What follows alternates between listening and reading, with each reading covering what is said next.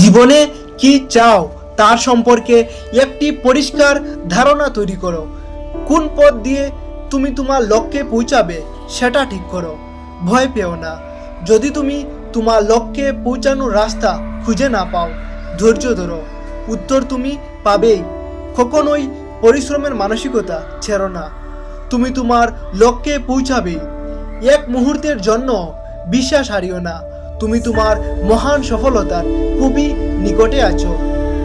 দুর্বল মানুষেরা সব সময় সুখের পিছনে দৌড়ায়, কারণ তারা জীবনের কঠিন পরিস্থিতির মুখোমুখি হতে ভয় পায়। কিন্তু এই কঠিন পরিস্থিতি মানুষকে উন্নতির সিঁড়ি চড়তে সাহায্য করে।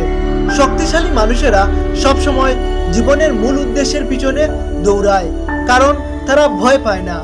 তারা কঠিন সমস্যার সম্মুখীন হয়, সমস্যাকে জয় করে আর সফল হয়।